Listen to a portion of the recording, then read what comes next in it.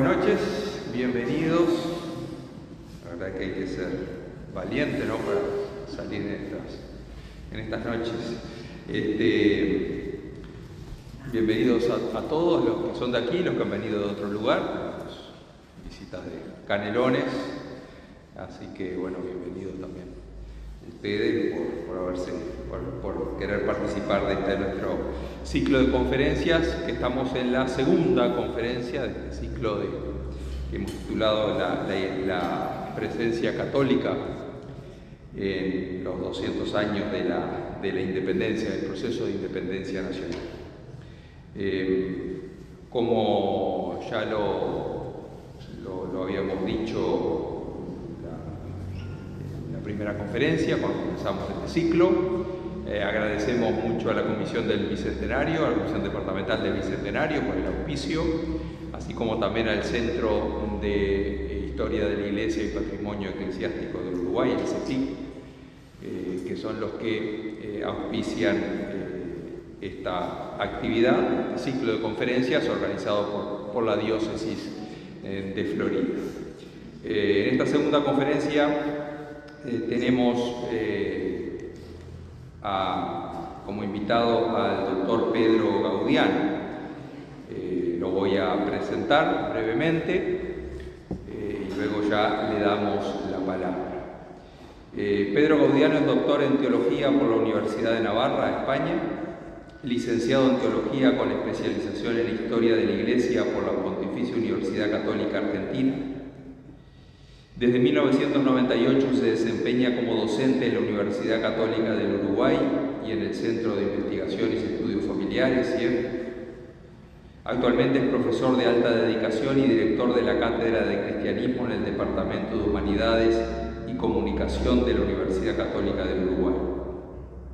Es vicepresidente de la Fundación Omar Ibargoyen Paiva, colaborador en el Diccionario de Historia Cultural de la Iglesia en América Latina del Consejo Pontificio de la Cultura, y entre sus publicaciones se destacan Artigas Católico, que tiene una primera edición en el 2002 y una segunda edición en el 2004, y Los Valores de José Artigas para iluminar el Bicentenario. Es una obra del año 2011. Este último auspiciado por el Archivo General de la Nación. Así que le damos la bienvenida a Pedro, le agradecemos por su presencia aquí y vamos a escuchar lo que nos va a hablar sobre las raíces católicas del Uruguay en la figura de José Artigas. Bueno, muchas gracias, Padre Gabriel, por la invitación. Muchas gracias a ustedes por animarse a venir aún a pesar del frío. Muchas gracias a Monseñor Martín Pérez, el obispo de Florida, que también nos acompaña. Y quisiera agregar también algo que, bueno, nos enteramos al inicio. Está Marita por allí, allá está Marita, es de Radio María. Tanto mi señora, Cecilia Marona, como yo también estamos trabajando y colaborando fuertemente en Radio María Uruguay, que este año cumple sus 20 años de presencia en nuestro país. Entonces, adherimos un poco también, seguramente parte de esta charla de hoy tendremos el gusto de difundirla a nuestros oyentes de Radio María. La charla que me pidió el Padre Gabriel tiene que ver justamente con las raíces católicas de nuestro país en la figura de José Artigas. Desde ya les adelanto que para mí esta es la faceta amputada del prócer. Me gustaba llamarla así allá por los años 2000, 2002, cuando salió la primera edición del Artigas Católico. Era algo que era muy poco conocido. Y algo vamos a hablar de cómo ha ido desarrollándose un poco esta historia. Quiero aclararles que, si bien yo soy el autor del contenido, agradezco también al licenciado José Trinidad, que es quien ha presentado un muy buen trabajo audiovisual. Además de ser licenciado en enfermería, es director de cine. Entonces, bueno, aprovechamos un poco sus cualidades y le agradezco fuertemente que me haya ayudado entonces a esta presentación. Quisiera recordarles cómo surgió este libro que se titula Artigas Católico. En el año 2000, seguramente ustedes recordarán, se celebraron 150 años de la muerte de Artigas. Quizás alguno de ustedes ha estado presente en la Plaza Independencia, debajo del Prócer, estaba ese cartel grande, el camino hacia la paz es el amor. El día anterior a la muerte, al aniversario de la muerte de José Artigas. Estaban presentes todos los obispos del Uruguay, seguramente Martín, tú estabas allí, probablemente, ¿verdad? No había llegado aún.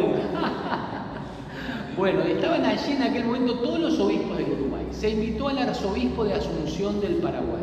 Se invitó también al cardenal en aquel momento de Buenos Aires, Bergoglio, futuro Papa Francisco, que como él no pudo venir, vino su segundo de a bordo. ¿Por qué? Porque recordar los 150 años de la muerte de Artigas era algo que no incumbía solamente al Uruguay, sino que la figura de Artigas trasciende las fronteras de nuestro país. Sobre todo en Paraguay y en Argentina es una figura muy, pero muy relevante. En aquel contexto, para aquella misa, el entonces obispo de Montevideo, Monseñor Nicolás Cotuño, hacia mitad de año, de aquel año 2000, convocó a un grupo de historiadores para que le aportáramos elementos contundentes, documentados, acerca de la fe de Artigas, que fue lo que él pronunció en aquella homilía de la conocida, así pasó a la historia, ¿no?, la misa de la independencia. En aquella comisión estaban personas muy destacadas, algunos profesores míos, el padre Juan José Villegas, uno de los hombres que más sabía de la historia de la Iglesia en Uruguay. Estaba también Alberto Metol Ferré, un laico destacadísimo en nuestra Iglesia uruguaya y también a nivel latinoamericano, de los obispos del CELAM. Incluso el Papa Francisco de algún modo era deudor en cierta manera del pensamiento de Alberto Metol, un hombre fuera de serie. Estaba también Mario Cayota, que fue 2 veces embajador ante el Vaticano, profesor de historia, uno de los mayores conocedores de la vinculación de Artigas con los franciscanos, porque él mismo era terciario franciscano. Estaba la profesora Susana Monreal, en aquel momento directora del Instituto de Historia de la Iglesia de la Universidad Católica, y Monseñor Cotuño me invitó a mí. Yo en aquel momento, hacía poco, regresaba de España con un título de doctor en teología, con una especialización en historia de la Iglesia, y entonces esa comisión se reunió durante algunas veces y decidimos que cada uno le iba a aportar al arzobispo un material que en definitiva fue lo que él utilizó para la homilía de la misa de aquel 22 de septiembre del año 2000. La investigación que yo hice en aquellos meses de mediados del año 2000 me llevó a seguir investigando fuertemente hasta publicar en el año 2002 el Artigas católico, porque yo mismo quedé absolutamente deslumbrado, me atrevería a decir, y entusiasmado con una serie de datos históricos que fui encontrando en archivos, tanto de Uruguay como del exterior del país. Estuve en la Biblioteca Apostólica Vaticana, investigando por varios lados. Me encontré con un material tan rico y tan importante que yo decía, ¿cómo es posible que esto no se conozca? No podía comprender. Entonces eso me llevó a reunir todo ese material, investigar fuertemente durante un par de años, hasta publicar en el 2012 el Artigas católico. En el 2004 salió esta edición que ustedes ven aquí. Esta edición fue publicada por la Universidad Católica de Uruguay y la Universidad Católica de Asunción del Paraguay. Y tiene un prólogo de Arturo Ardao. Arturo Ardao es una persona muy destacada, historiador de las ideas, con reconocimiento en Uruguay y en América Latina. Incluso él llega a decir que esta es una enjundiosa obra que viene a llenar a plenitud, textualmente dice él, un grande vacío historiográfico. Porque que Artigas era católico se sabía, pero documentación que se aportara en esta dirección era muy escasa en aquel momento. Además, este segundo tomo, que lamentablemente ya está agotado, esta segunda edición, tiene un índice de autores y un índice de lugares. que facilita mucho la consulta. A mí me gusta denominar este libro como un ladrillo académico, porque literalmente no estaba previsto para ser leído por público en general, sino sobre todo con el mundo de la cultura uruguaya, más bien reacio y en contra de lo que puede ser la iglesia, la fe, la dimensión religiosa. Eso en Uruguay, por un malentendido laicismo, estaba muy, digamos, no estaba trabajado, no estaba elaborado, digamos así. Entonces, había que fundamentar.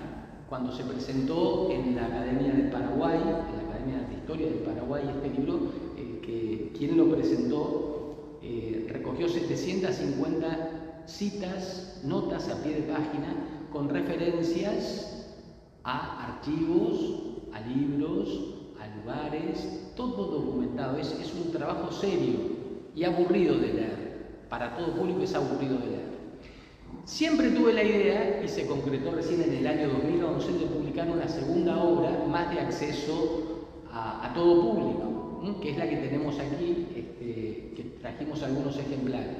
Los valores de José Artigas para iluminar el Bicentenario. Es una síntesis en 33 fichas de un par de páginas cada una, ilustrada por un alumno de la Universidad Católica del Uruguay, de la sede Punta del Este, y que trae un poco lo que a mí me parece más significativo para difundir de la figura de Artigas. Sobre esto es, entonces, las ilustraciones que vamos a mostrar en su mayoría pertenecen, entonces, a este libro que ahora vamos a ver. Algunos de los elementos fundamentales que yo pude descubrir y que me llamaron poderosamente la atención. Artigas es descendiente de una princesa inca, Beatriz Tupac Yupanqui. Esto generalmente no es muy sabido, pero lo demostró Luis Enrique Azarola Gil, que fue el padre de la genealogía científica en el Uruguay. La genealogía es el estudio del árbol genealógico, digamos, de una figura, en este caso la de Artigas, pero es científica porque se hace en base a las partidas de nacimiento, las partidas de matrimonio y las de defunción. No se utiliza bibliografía, digamos, se utilizan partidas. Y este señor Luis Enrique Azarola Gil demostró que la abuela paterna de Artigas, Ignacia Javiera Carrasco, era descendiente de una princesa inca, Beatriz Tupac Yupanqui. En el Artigas católico, por supuesto, está todo como apéndice, todos los textos que demuestran esta afirmación. Un segundo autor, Efraín Quesada, demostró que por el lado español, Artigas descendía nada menos que del Cid Campeador. Es algo muy poco conocido también, pero la figura de Artigas sintetiza en sí mismo lo más rico, se puede decir, o las tradiciones más importantes del Nuevo Mundo, con Beatriz Tupac Yupanqui, y del Viejo Mundo, con el Cid Campeador. Otro elemento interesante que me parece que es bueno destacar es acerca del nacimiento de José Artigas. Allí arriba a la izquierda tenemos la imagen que elaboró Carlos Ott, el padre del famoso arquitecto, en base a un material que le aportó Juan Alberto Gadea, de archivo, hizo un dibujo de lo que sería la casa donde vivió Artigas. Y en la parte de abajo ustedes ven que en la actualidad esta casa está ubicada en la calle Cerrito y Colón, en Montevideo, ¿sí? Y allí actualmente hay un museo bien interesante para mostrar y destacar la importancia que tiene ese lugar desde el punto de vista patrimonial, porque allí fue donde nació el prócer el 19 de junio, como sabemos, del año 1764. Es importante destacar que 2 días después de nacer, Artigas fue bautizado, pero él nació en medio de una cultura y de un ambiente absolutamente católico. Recuerden, en la época colonial no había protestantes que van a llegar con las invasiones inglesas a comienzos del siglo XIX, no había mormones, judíos, diversidad religiosa. Si había algo que no fuera católico era excepcional. O sea que el ambiente cultural en el que él nació era netamente católica. Un francés, el abate de Pernety, en el año 1764, hizo un recorrido por América del Sur, visitó varios lugares, regresó a Francia y después escribió un diario recogiendo lo que a él le parecía más significativo de los lugares que había visitado. Cuando llega a Montevideo, escribió en su diario que 3 cosas le llamaron la atención. En el año 1764, cuando nacía Artigas, este visitante objetivo observa en Montevideo 3 cosas que le impactaron y que registró en su diario. La celebración de la misa en la Catedral de Montevideo, dice que se usaba el arpa, le llamó la atención que se tocaba el arpa dentro del templo. El rezo del Santo Rosario, decía que indios, blancos, negros, mulatos, todo el mundo ostentaba el rosario, es decir, lo llevaba con orgullo, el Santo Rosario en la mano, porque era una devoción muy característica en aquel momento, y también le llamó la atención la devoción que había a la Virgen del Carmen, que era muy popular en el Montevideo colonial. Estos 3 aspectos, veremos, acompañarán a Artigas a lo largo de toda su existencia hasta el final de su vida.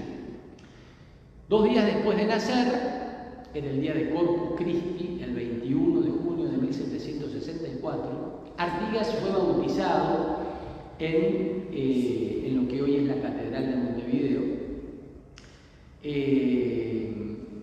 Ese bautismo guarda una cierta significación también importante, porque ese día la Iglesia celebraba a San Gervasio. San Gervasio y San Protasio eran 2 mártires del siglo I de Milán, y se solía hacer, ustedes lo podrán recordar, que a ti te tocaba nacer o bautizarte en determinado día, y el día del santo que correspondía era el día que te ponían el nombre de ese santo. Bueno, Artigas fue bautizado en el día de San Gervasio, entonces a él le llamaron José, por José, San José, y por justamente San Gervasio.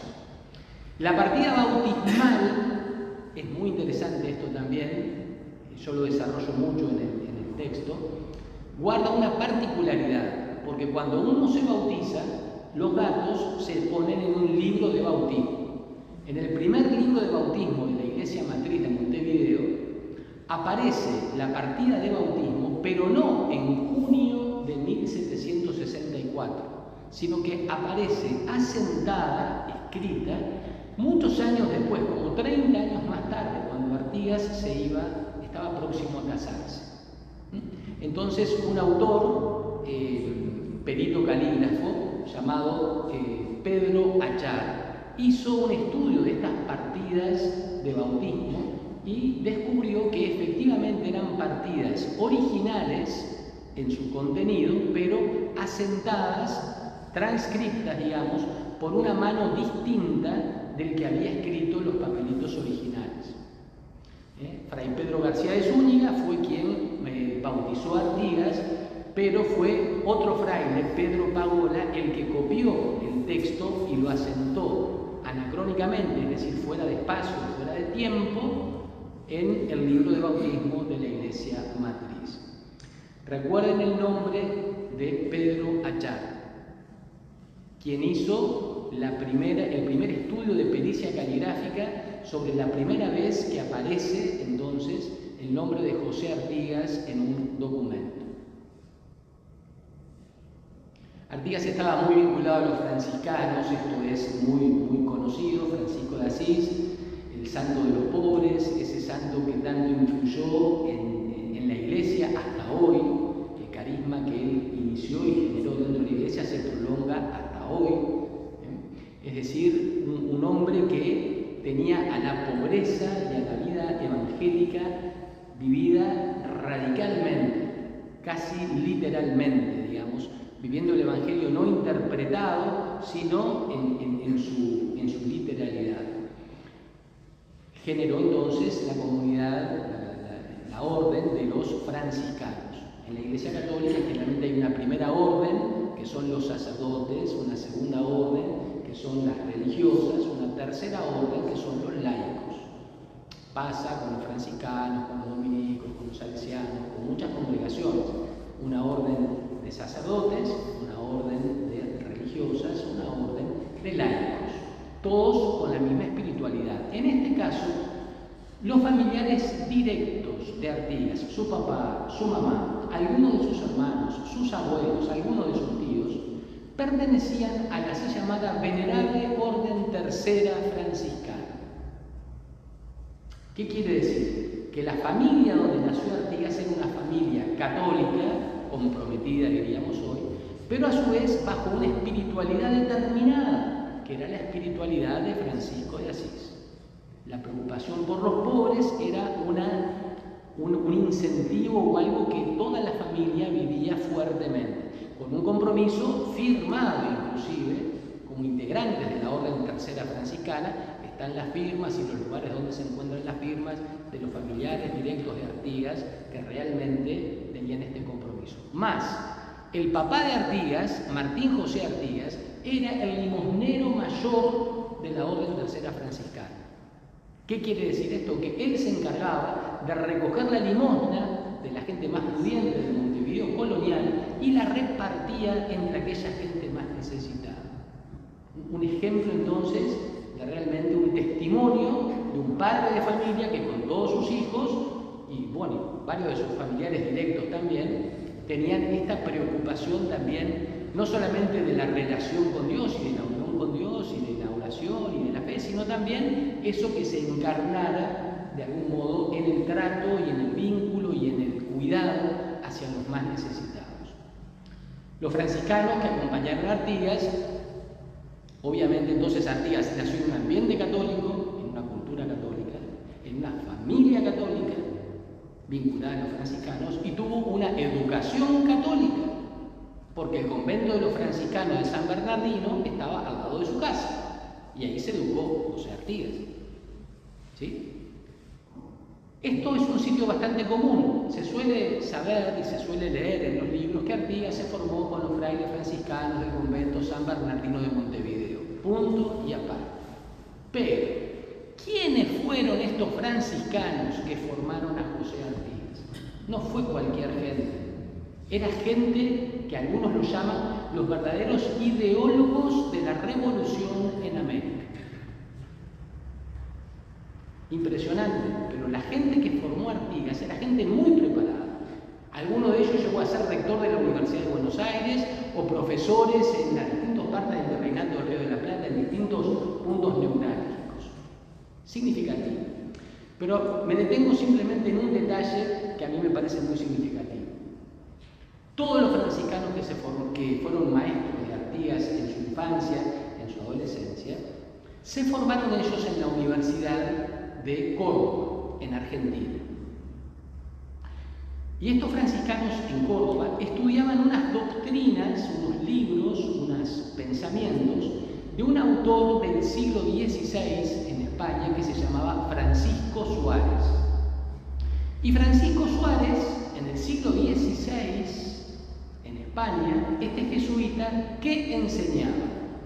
Entre otras cosas, acerca de la autoridad. Escribía Francisco Suárez. La autoridad Dios no se la da directamente al gobernante, sino que Dios le da la autoridad al pueblo. Y el pueblo es el que le da la autoridad al gobernante.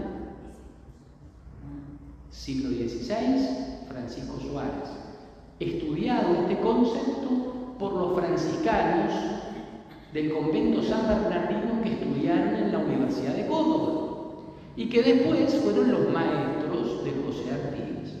Y todos recordamos una célebre frase referida a Artigas con respecto a la autoridad. ¿Se acuerdan? Mi autoridad emana de nosotros y ella cesa ante vuestra presencia soberana. Célebre frase que todos recordamos desde pequeños. Tiene un origen que difícilmente lo encontraremos en nuestros libros de historia, pero que está íntimamente entrelazado con la Iglesia Católica.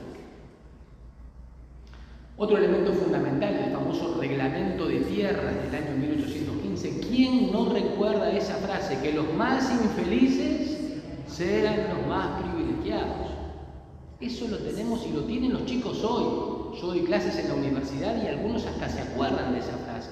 Lo que no tienen ni la más pálida idea es que esa frase, dicha por José Artigas, escrita en el reglamento de tierras, tiene un origen evangélico, bíblico. En el Nuevo Testamento, en el Evangelio, Jesús vino y estuvo contacto y se dedicó a los más pobres, a los más, digamos, raleados, excluidos de la sociedad de su época, a los que todos veían como gente.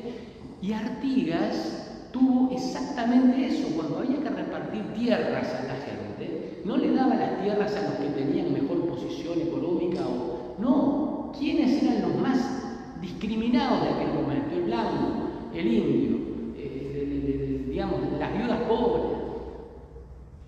A ellos, a los más pobres, lo mejor y lo primero, que sean los más privilegiados.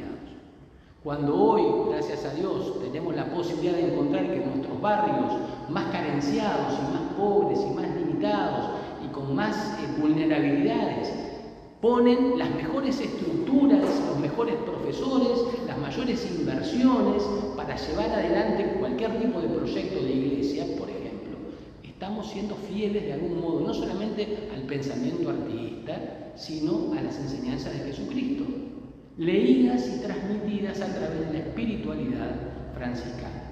Esto Artigas lo aprendió en su casa primero y en su colegio después. Y lo mantuvo a lo largo de su vida, hasta el final de su vida, como veremos. Acá tenemos un tema que todos recordamos también, el famoso éxodo del pueblo oriental. ¿Cuánto se ha escrito acerca del éxodo? Todo el mundo seguía Artigas hasta el Ayuí y parece que fue mágico, que todo el mundo lo seguía porque sí, no fue magia. Fue gracias a los curas patriotas, a los curas, a los sacerdotes, que desde el púlpito, ya sea desde el clero secular o desde el clero regular, los religiosos, arengaban a la gente a seguir las ideas de la libertad de José Artigas. Y cuando Artigas pasaba por los pueblos del interior, la gente adhería y seguía a Artigas porque el cura, el sacerdote, que era un gran referente, era el primero que seguía a Artigas. Y la gente iba atrás del cura, atrás de Artigas. No hubiera habido éxodo del pueblo oriental sin la participación de los curas patriotas. Una frase de Artigas: la felicidad y prosperidad de un pueblo, el buen orden y preservación del gobierno civil depende esencialmente de la piedad, religión y moralidad de sus habitantes. La importancia que le daba Artigas a la piedad, religión y moralidad de los habitantes para la felicidad y prosperidad de un pueblo.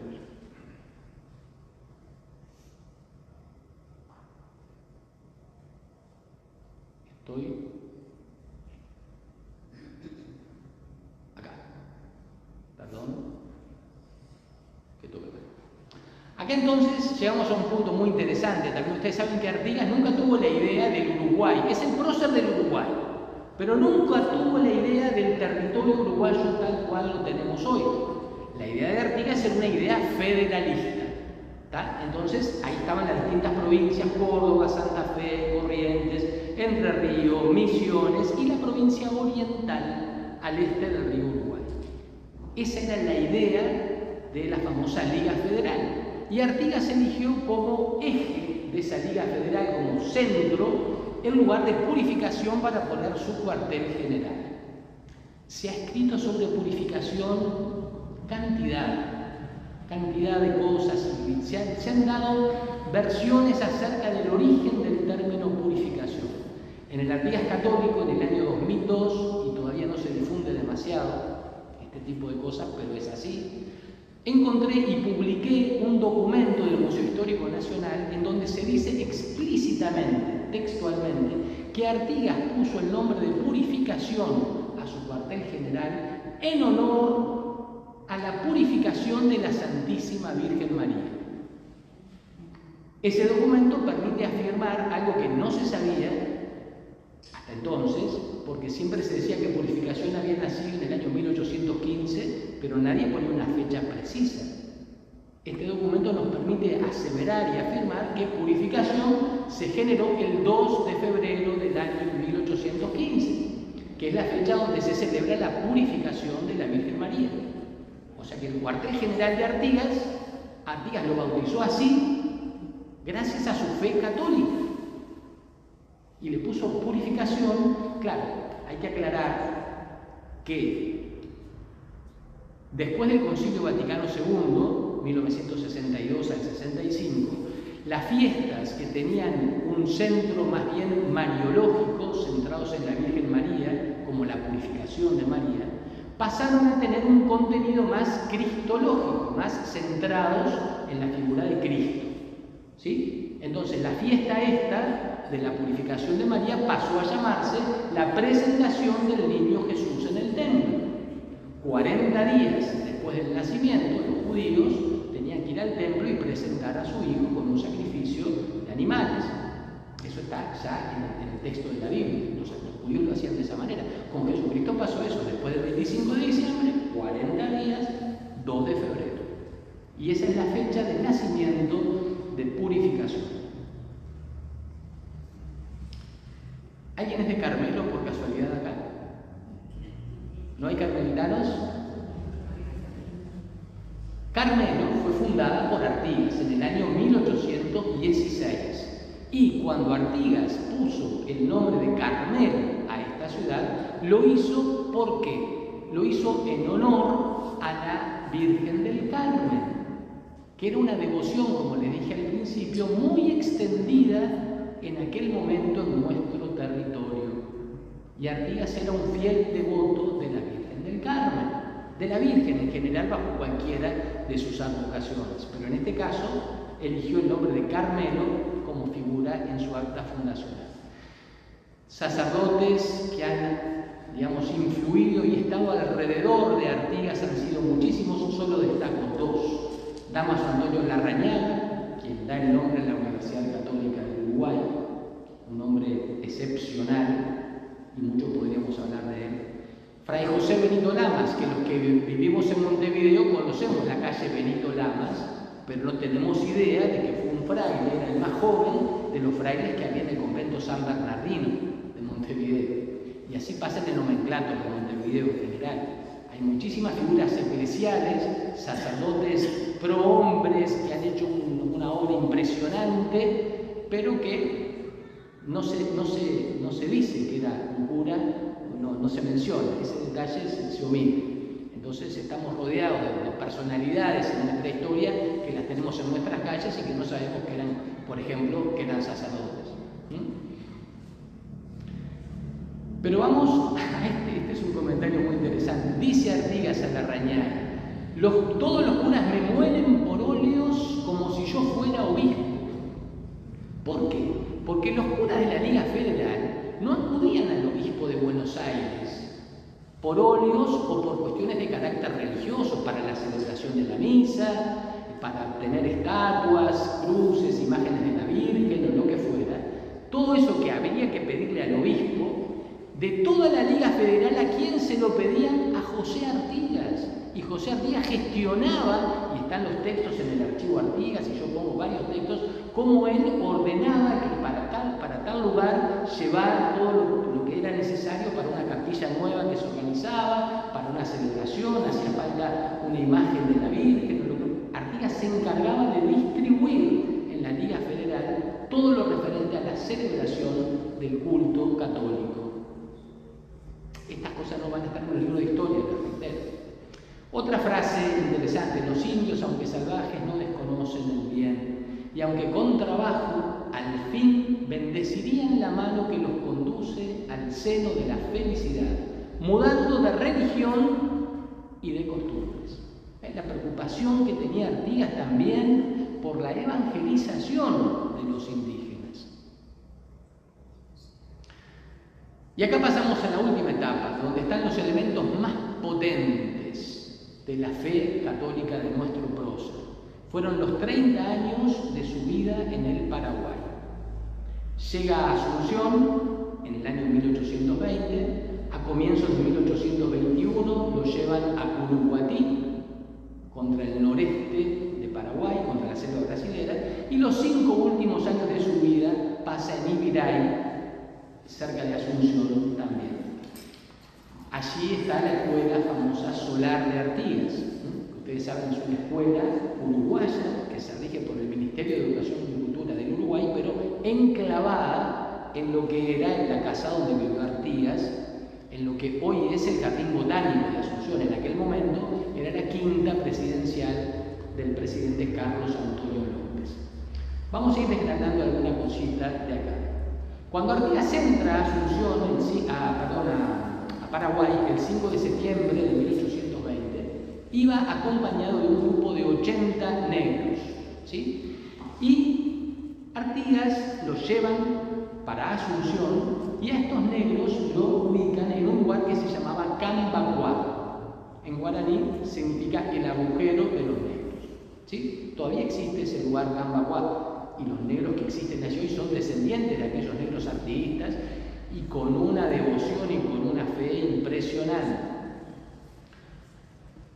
El acompañante tradicional que todos sabemos, se habla de Artigas y el negro Ancina. Bueno, este negro Ancina famoso se llamaba Joaquín Lencina y era el payador de Artigas. Esta foto está tomada en Tres Cruces. Probablemente si alguna vez fuimos a Montevideo, está la bandera y este pobre está ahí, casi no sabemos ni dónde está, pero entre Avenida Italia y 8 de octubre, ahí hay un monumento donde está esta figura, siempre como en segundo lugar. Fue un hombre que acompañó toda la gesta de Artigas escribiendo sus poemas que después fueron publicados. Y es interesantísimo seguir la historia de todo lo que sucedió con Artigas a lo largo de su vida, incluso de su muerte, a través de los poemas publicados por Daniel Hammerly Dupuy y su hijo Hammerly Peverini, que publicaron Artigas en la Poesía de América. Y allí están todos los poemas que escribió entonces este personaje. Artigas entonces es enviado para Asunción y se suele decir que estuvo preso, que el dictador Francia lo tuvo en una cárcel porque estaba en una celda. Artigas estuvo en una celda del convento mercedario en Asunción. Nada más lejos que pensar que en el convento había una cárcel o una prisión. Lo que sucede es que las celdas de los conventos son los dormitorios donde duermen los curas. ¿Me entienden? Y gente que no tenía mucha idea de esta cuestión tan simple, decía, bueno, si estuvo en una celda, estuvo preso. Artigas, estuvo en el convento mercedario de Asunción, que era como el Sheraton de la época. Era la mejor edificación que había en aquel momento, en 1820, en Paraguay, era el convento de los mercedarios en Asunción. Y a Artigas se le dio una celda, pero no cualquier celda. Se le dio la celda del visitador mayor de la Orden de la Merced. ¿Qué quiere decir esto? Todas las congregaciones, las órdenes religiosas, tienen en Roma su centro, su jefe máximo, digamos, su máxima autoridad. ¿Sí? Y esa autoridad enviaba a distintas partes del mundo a un visitador, es decir, era el representante del superior general de la orden. Cuando el superior general de la orden de los mercedarios enviaba a América del Sur a visitar las casas de los mercedarios a un personaje, ese personaje lo ponían en una celda que era un dormitorio, y era el mejor dormitorio que había. En el convento de Asunción del Paraguay de los mercedarios, Artigas fue alojado allí. No fue preso atrás de las reglas. Pero bueno, yo les contaba de los negros que acompañaron a Artigas. Aún hoy, año 2025, cada 6 de enero, aquellos negros descendientes de los que acompañaron a Artigas en el Paraguay, que hoy viven en Cambacuá, iban llevando una estatuita del rey Baltasar. ¿Se acuerdan? Melchor, Gaspar y el negro Baltasar. La estatuita de ese rey mago la llevaban los negros artiguistas en aquella época, cuando fueron a Cambacuá. Y aún allí, hoy, y permanentemente los 6 de enero, salen a hacer una fiesta y una procesión junto con la imagen de aquel rey Baltasar, de aquel rey mago. Interesantísimo que pocos meses después de estar en Asunción, a comienzos del 1821, 31 Artigas es llevado ¿a dónde? A Curuguatí. No era un hombre para estar digamos, en la ciudad, era más bien un hombre más de campo, más de la tierra, ¿sí? Y Artigas fue llevado a Curuguatí. Lo más impactante de todo es que de 1821 al 45 vivió con una entrega y con una capacidad de donación a los más pobres, a los más necesitados, a los más enfermos, a los que pasaban hambre, ayudando impresionantemente, a tal punto que se lo llevó a llamar el padre de los pobres de Curuguatí o el padre de los indios. Pero ese título, yo encontré un documento escrito por Díez de Andino, no importa el nombre, que 4 meses después de que vivía allí en Curuguatí, ya está registrado de que lo llamaban el padre de los pobres, por su actitud de solidaridad con los más necesitados. Y en esa actitud de solidaridad y de ayuda a los más pobres vivió hasta el año 1845. Es muy impactante. Por supuesto que muy poco conocido, tan poco conocido, pero realmente tan poco conocido, que el Archivo General de la Nación publicó varios tomos, creo que son 37 o 38 tomos, sobre toda la documentación que hay de Artigas. Toda la documentación que existe, la mayor cantidad de esos tomos refieren a los años 1810 a 1820. Pero del último tramo de los 30 años que Artigas vivió en el Paraguay, está por salir un solo tomo con el cual se cierra todo ese ciclo. Artigas vivió 30 años en el Paraguay y un solo tomo recoge la vida de Artigas en esos 30 años. Es significativo que no se le dé un poquito más de valor a la documentación existente que hay sobre esta etapa de la vida de Artigas en Asunción. ¿Por qué es importante esto? Vamos a ver algunos autores que tenían una idea muy negativa acerca de Artigas. Vivían en Europa y desde Buenos Aires la idea que había sobre Artigas era una idea muy negativa. De hecho, en el año 1820 se publica un librito que se llamaba El Libelo de Cavia, un folletito. No importa quién era el autor, Pedro Feliciano Sáenz de Cavia,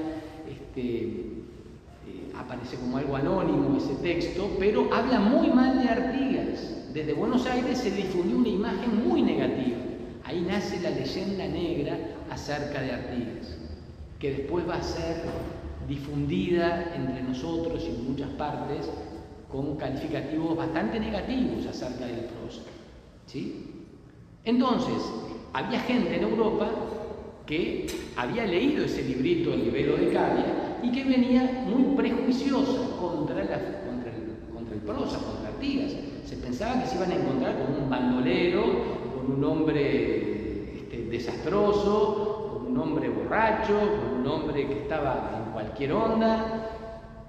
Y de repente, y escriben y reproducen varios textos de esa influencia del Libelo de Cavia. Pero cuando encuentran a la gente que rodeaba a Artigas, estos mismos autores, es el caso de estos médicos suizos, Rengel y Longchamp, recogen frases que son muy significativas, porque no es gente que venía predispuesta positivamente hacia la figura de Artigas. Al contrario, era gente más bien opuesta a Artigas.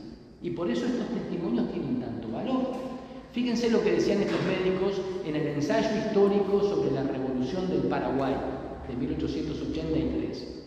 Escriben este libro y allí dicen lo siguiente: a la edad de 60 años, él mismo cultivaba sus campos y llegó a ser el padre de los pobres de Curuguatí.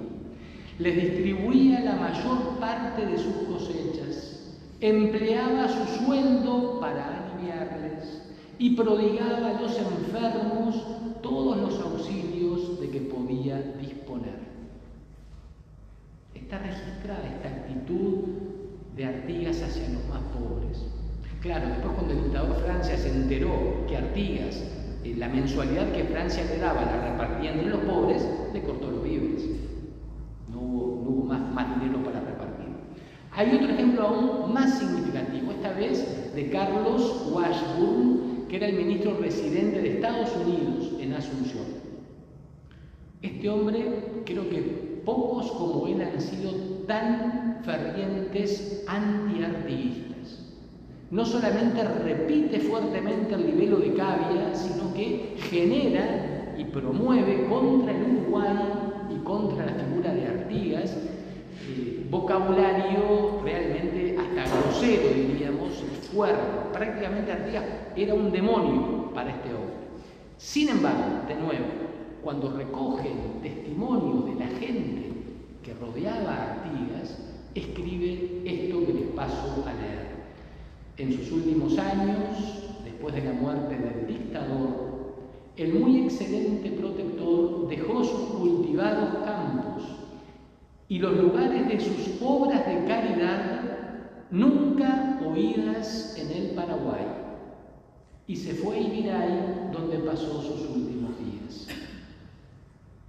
Este autor habla de obras de caridad realizadas por José Artigas, nunca oídas en el Paraguay. Esto es lo que la gente le decía. Y por eso tiene tanto valor, porque uno ve el contexto de esta frase y dice cualquier cosa.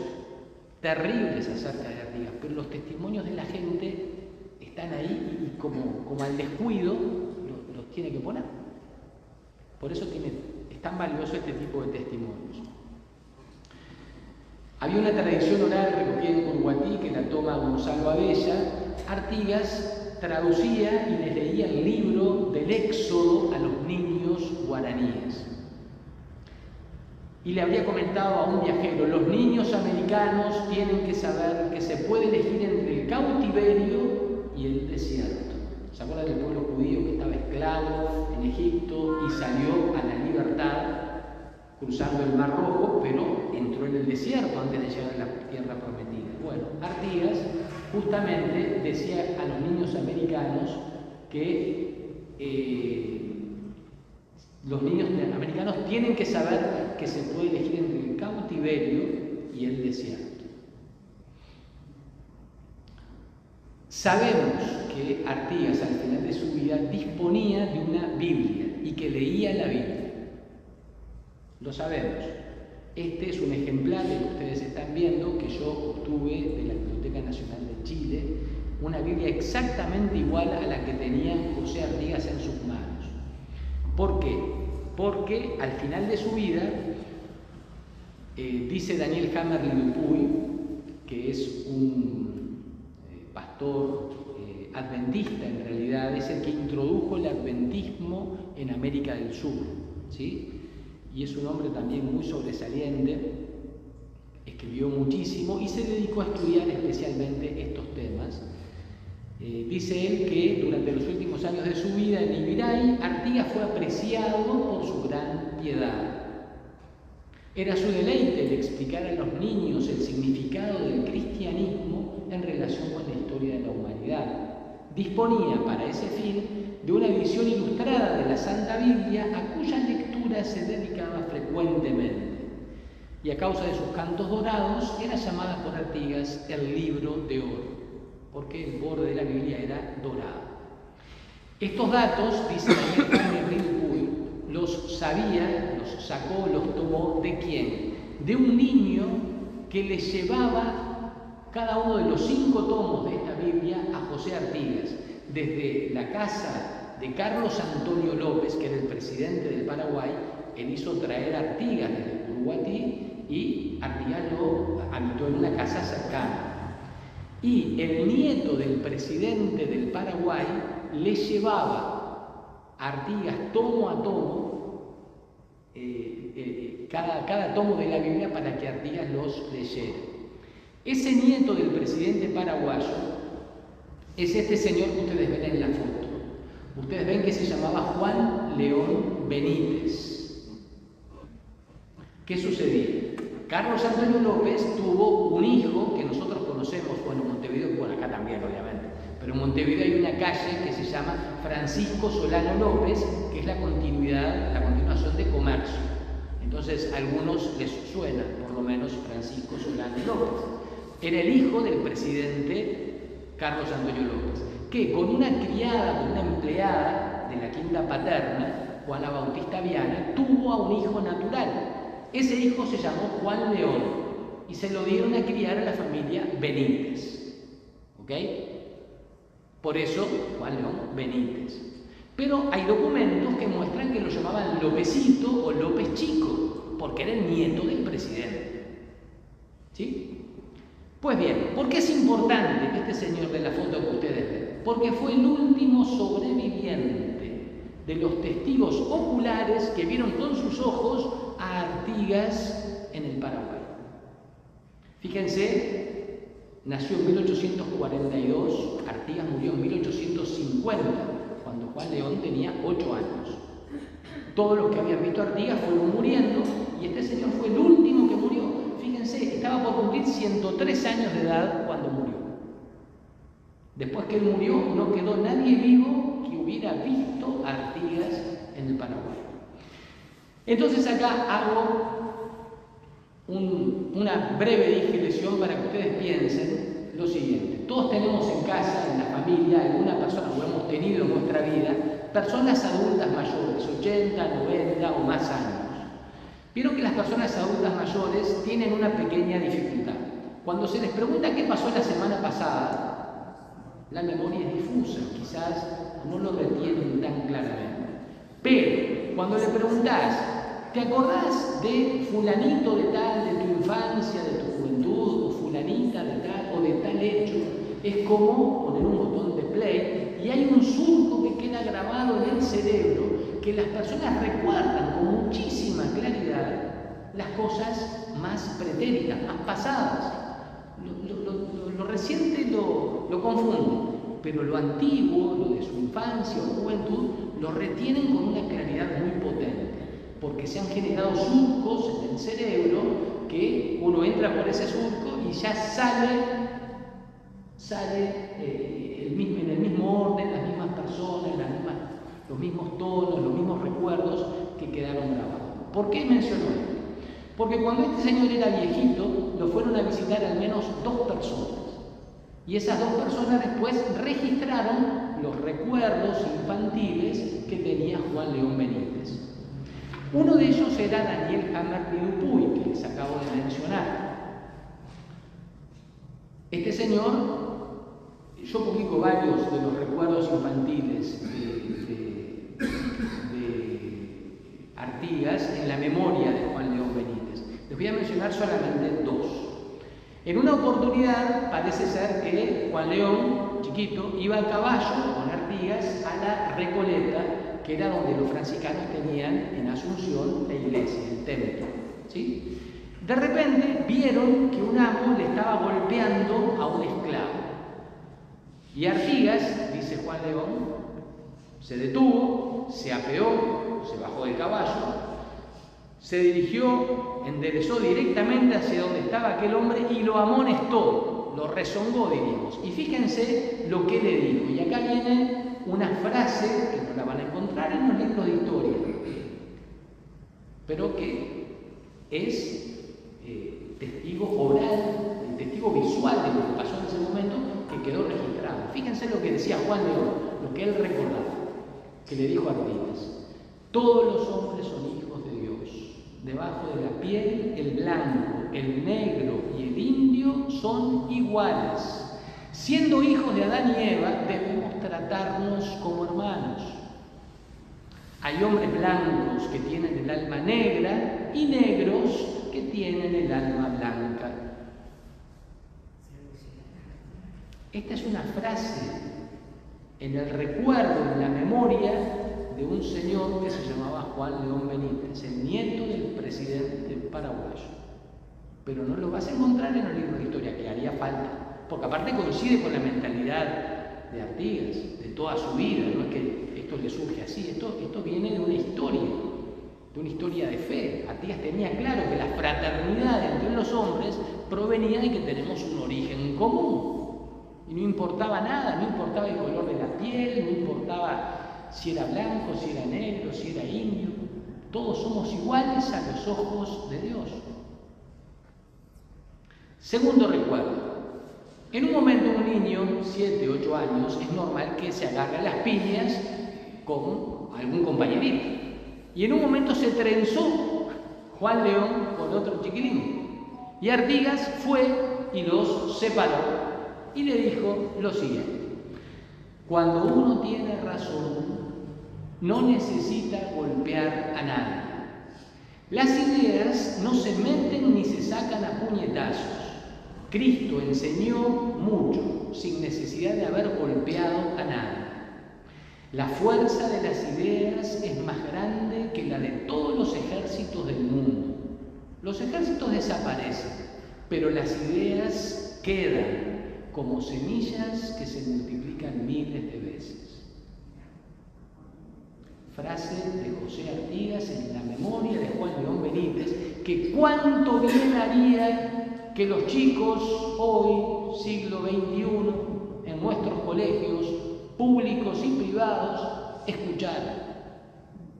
Porque todo el mundo tiene Artigas en la cabeza, pero no tenemos en nuestra conciencia esta faceta religiosa de Artigas. Y no te lo dice un cura, no te lo dice una monja, no te lo dice la iglesia, te lo dice José Artigas. Pero claro, José Artigas menciona, Cristo enseñó mucho, y ahí pecamos contra la laicidad si damos a conocer estas cosas. Una malentendida laicidad, por otro lado.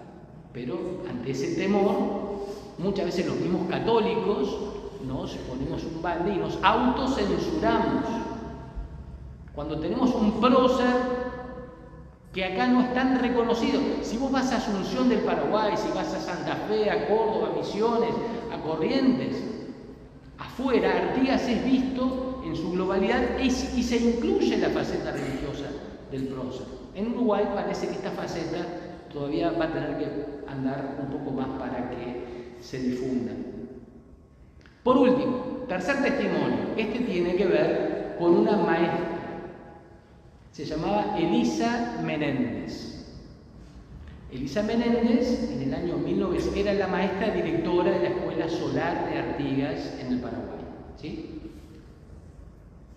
Toda una historia con esta mujer. Ganó un concurso nacional que se hizo y publicó un libro que se llamaba Artigas, defensor de la democracia americana.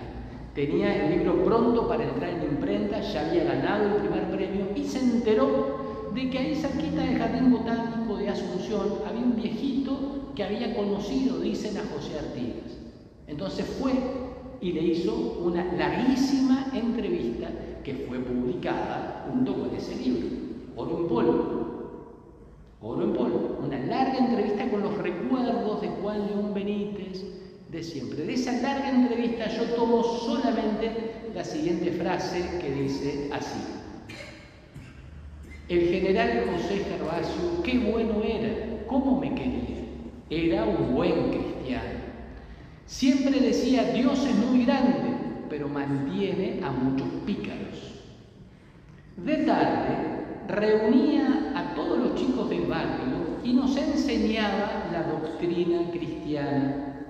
Recuerdo que nos repetía, hay que hacer la caridad sin mirar a quién se hace. De tarde reunía a todos los chicos del barrio y nos enseñaba la doctrina cristiana.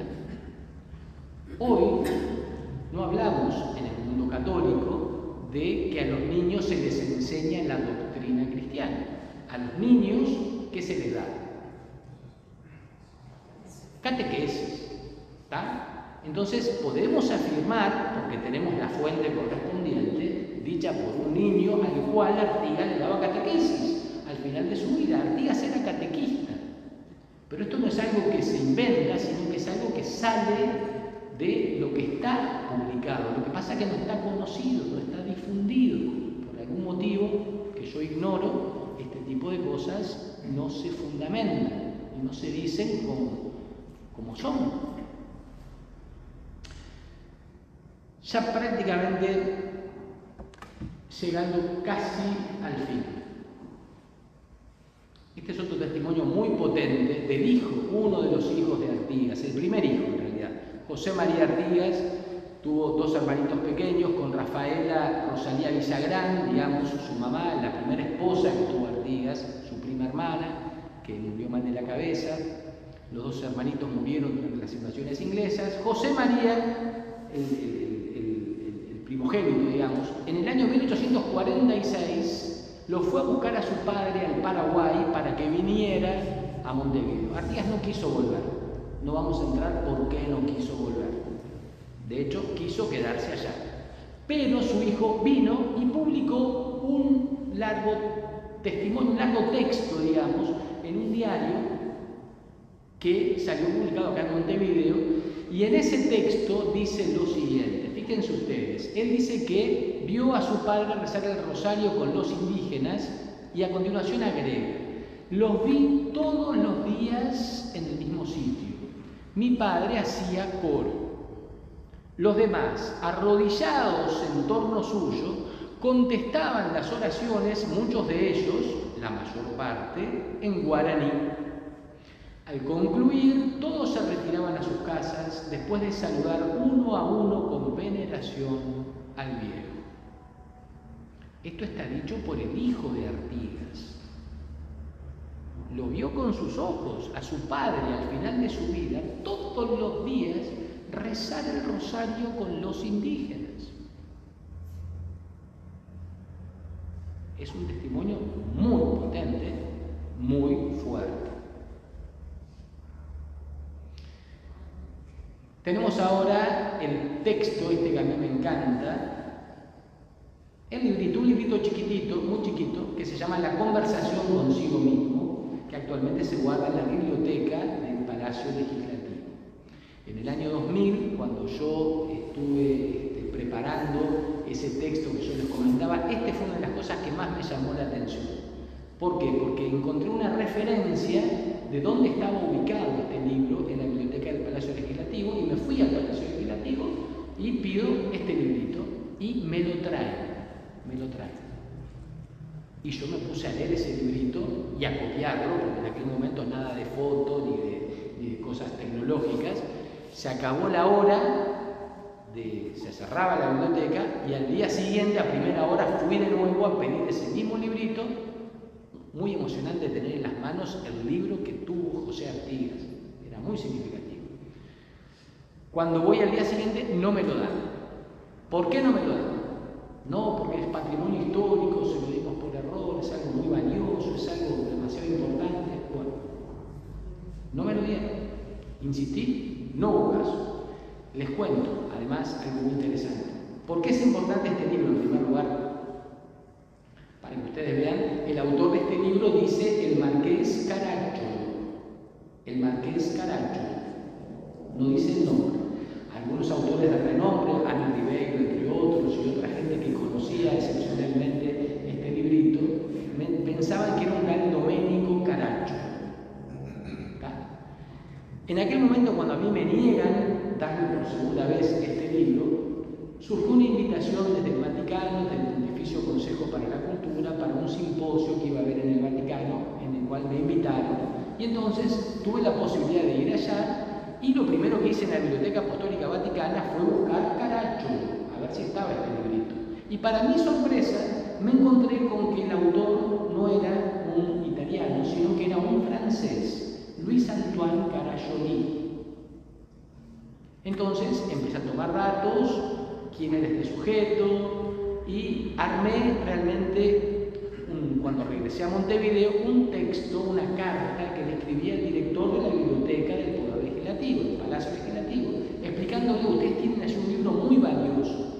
¿Por qué es valioso ese libro que ustedes tienen? Entre otras cosas, porque contiene acá la última firma conocida de Artigas. Fíjense, está dedicado, manuscrito, por José Artigas. Dice a mi excelentísimo amigo el teniente de caballería don Rómulo José de Llenos, Santísima Trinidad, mayo 14 de 1850. Poquitos meses antes de morir, Artigas le regaló a Rómulo José de Llenos, que era hijo de Fulgencio Llenos, Fulgencio Yegros era como el Artigas en Paraguay, más o menos, ¿sí? Era el gran prócer del Paraguay, muy amigo de Artigas desde las invasiones inglesas. Cuando el hijo de Fulgencio Yegros lo va a visitar a José Artigas, Artigas le regala el librito que él tenía y se lo dedica, manuscrito, y lo firma. Entonces es un libro que tiene un enorme valor. Cuando Enriqueta Yegros, la hermana, vino a estudiar magisterio acá a Montevideo, trajo el libro y lo donó a la biblioteca del Palacio Legislativo. Así llegó allí. Entonces yo les hice una explicación y les dije, bueno, miren, ustedes tienen este libro allí, yo les propongo, año 2000, recuerden, 150 años de la muerte de Artigas, les propongo editar nuevamente este libro, que contiene la última firma de Artigas.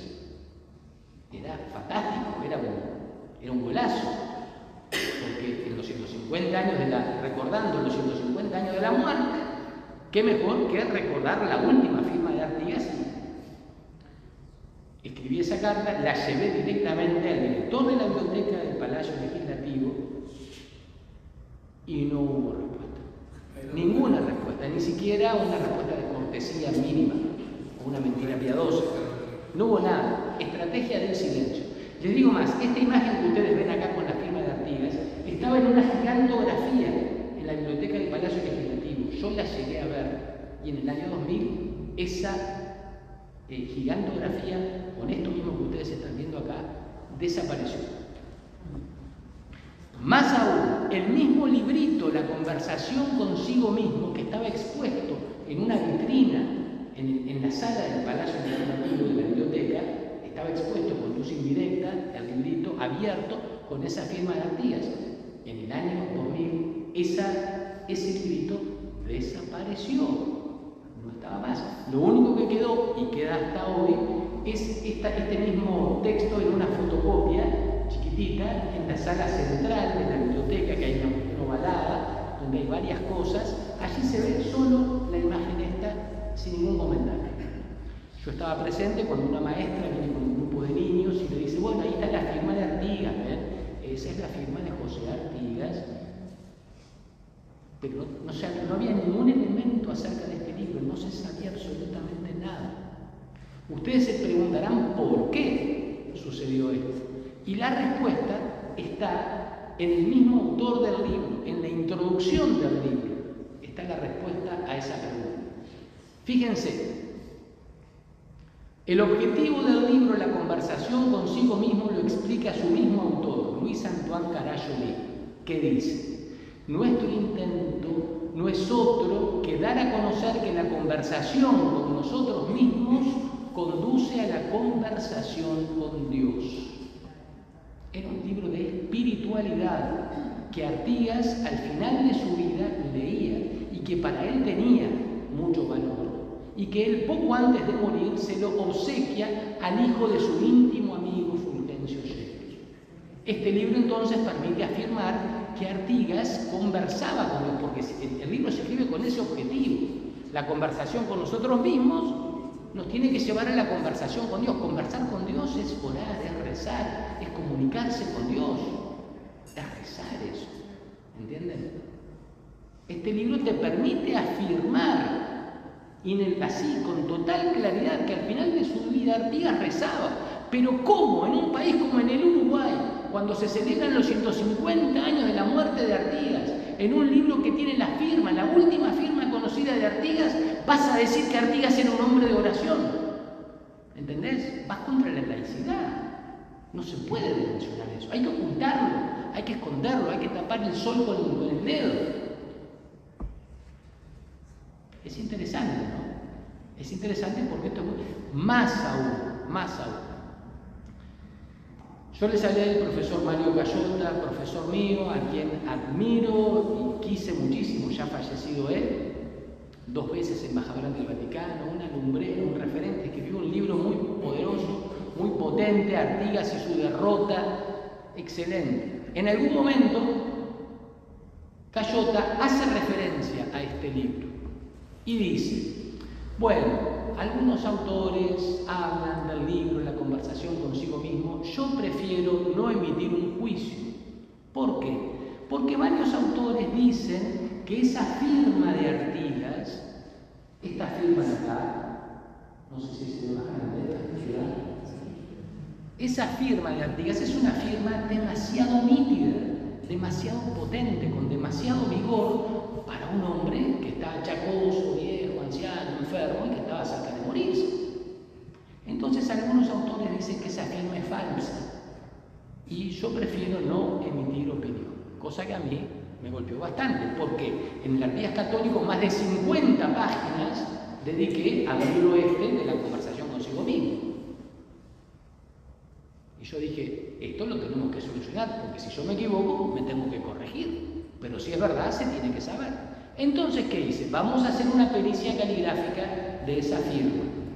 La única persona que yo conocía que tenía que ver con pericias caligráficas era la esposa de Pedro Achar. ¿Se acuerdan que se los mencioné al principio con la partida de bautismo de Artigas? Fue alumna mía en el CIEF. La llamo por teléfono. Isabelita, pasa esto y esto, necesito un perito calígrafo. Tu esposo era perito, ¿me puedes aconsejar alguno para acudir? Tengo uno muy bueno, me dice, muy bueno, es mi hijo, Juan Andrés Achar, el director general del colegio Zorrilla de San Martín, Juan Zorrilla, de los Maristas, en Positos, en Punta Carretas. Fui a Juan Andrés Achar, le expliqué la situación y le dije, mirá, yo no puedo pagar esto. No te hagas ningún problema, esto lo hago porque entiendo que es algo importante. E hizo la pericia caligráfica. Esa pericia caligráfica, el informe pericial caligráfico, es el que está publicado en este librito, Los valores de José Artigas para iluminar el bicentenario. Al final, yo no sabía cómo se hacía una pericia caligráfica, es todo un procedimiento, tuvo que pedir una autorización en el Archivo General de la Nación para ver los documentos que efectivamente tenían la firma indubitable, verdadera de José Artigas, sacarle fotos, compararla, ampliar, hacer todo un análisis, un estudio con fotografías. En total, la pericia caligráfica dio resultado de que esta firma era de José Artigas y era realmente verdadera. Con lo cual, no hay argumento ninguno. Al contrario, ahí está absolutamente demostrado, hasta con una pericia caligráfica, que este libro, que era de Artigas, con el cual Artigas rezaba, se comunicaba con Dios. Varias páginas de este texto, yo acá separé solamente un pedacito porque me parecía muy significativo de las cosas que leía Artigas. Son muchas páginas que yo fui sintetizando, pero menciono solamente una reflexión que hace Luis Antoine Carayoli y que Artigas leía al final de su vida. Y dice así: oh, cuántas contradicciones hay en nuestras costumbres y en nuestra fe.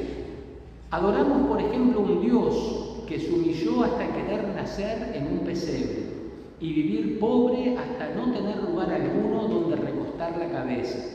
Y nosotros queremos habitar en palacios, poseer tesoros y gozar de todos los gustos. Y más adelante dice, pensando un poco en el tema de la muerte, lo siguiente. El marqués Caracciolo dice: muchas veces reflexiono yo, y esta reflexión es para mí mucho más agradable que todas las riquezas y los honores, que dentro de muy pocos días no quedará rastro alguno de las cosas que me atraen y enamoran acá en la tierra, y que prontamente, separado de esta vida y ya enterrado, tendré la misma suerte que los mayores monarcas, y que no habrá otra diferencia de ellos a mí, cuando más y mucho que un vano e inútil mausoleo. Ay de mí, ¿qué es la vida más larga y la más brillante? ¿Acaso 10 o 12.000 días, si cercenamos la infancia, el sueño y las inutilidades? Y aún más, estos mismos días son continuamente atravesados por engorros, disgustos, achaques y sobresaltos. Esto era lo que leía José Artigas al final, entre otras cosas, de su vida. Este libro seguramente él lo apreciaba y lo valoraba mucho como para, reitero, obsequiárselo al hijo de su mejor amigo Fulgencio Yedros. Y este libro terminó en la biblioteca del Palacio Legislativo. Me han dicho que en la camareta donde se guarda el original de ese libro, al lado de ese libro está el informe pericial caligráfico hecho por Juan Andrés Echar, el original, junto con la copia de este libro, Los valores de José Artigas, para iluminar el Bicentenario, donde se transcribe el informe pericial caligráfico. Pues bien, ya terminando, el día antes de su muerte, 22 de septiembre de 1850, le van a llevar a Artigas el viaje, la comunión. Artigas estaba en la cama, lo va a visitar Enrique Contreras, lo va a visitar Asunción García, lo va a visitar la esposa del presidente del Paraguay, Carlos Antonio López, y en esa ceremonia, en ese rato, cuando le van a dar la comunión a José Artigas, él decide levantarse ante el asombro de los que estaban alrededor, porque horas después se iba a morir. Decidió ponerse de pie y dijo esta frase: quiero levantarme para recibir a su divina majestad. Artigas era consciente que en ese pedacito de pan que se le ofrecía estaba presente Jesucristo, Dios mismo hecho hombre, presente realmente en su cuerpo, en su sangre, en su alma y en su divinidad, bajo la forma visible del pan. Eso es la Eucaristía. Y Artigas, que conocía de cuestiones jerárquicas, sabía lo que estaba recibiendo. Y por eso quiso ponerse de pie ante Dios, para recibir el cuerpo de Cristo de pie. Podríamos abundar mucho, pero estamos un poquito pasados de tiempo. Los guaraníes llamaron a Artigas Oberaba Caray, que significa el Señor que resplandece. Los guaraníes que estaban a su alrededor. Artigas emanaba una vida, una energía, una mirada, una profundidad que le brotaba de adentro de él mismo. No era algo externo, era algo que salía de su propia vida interior, de su vida de unión con Dios, de su comunión con Dios, que lo llevaba a tener una actitud de solidaridad y de unión y de preocupación hasta el final de su vida con los más pobres que lo rodeaban. Ese 22 de septiembre del año 2000, en la Misa de la Independencia, sucedió. Esta foto para mí es impresionante porque marca un giro en la historia de la Iglesia en el Uruguay. Un presidente Valle, Jorge Valle, en una misa en la Plaza Independencia, dándose el abrazo de paz con el arzobispo de Montevideo, Monseñor Nicolás Cotugno. Los que conocemos algo de la historia del Uruguay sabemos que al principio del siglo XX, cómo comenzó con la figura de don Pepe Valle y Ordóñez y un enfrentamiento durísimo con la Iglesia. Siglo XXI comienza de una manera nueva, muy prometedora en cuanto a la relación entre la máxima autoridad civil y la máxima autoridad eclesiástica de Montevideo, el arzobispo y el presidente de la República. Debajo del mausoleo, en aquel día de la Misa de la Independencia, todos los obispos de Uruguay, Asunción, de Buenos Aires, más un montón de sacerdotes, un montón de público que había en la Plaza de Independencia, estaba llena en sus cuatro costados, salía gente por 18 de julio, había también un montón, era realmente una manifestación muy potente. Luego los que pudieron descendieron allí al mausoleo y se bendijo la urna con los restos de José Artigas. La Misa de la Independencia, rezada en la noche de la verdad, empezó a librarnos de la ignorancia histórica y de la carga de errores históricos que hay que corregir para vivir en paz. No se puede vivir en paz sobre errores históricos y hay que corregir esos errores históricos. Y nosotros estamos llenos de errores históricos. Dice, perdón, perdón, ya terminamos, bien, casi. Dice Antonio Machado, la verdad es lo que es y sigue siendo verdad aunque se piense al revés. Y esta sí es la última, les prometo.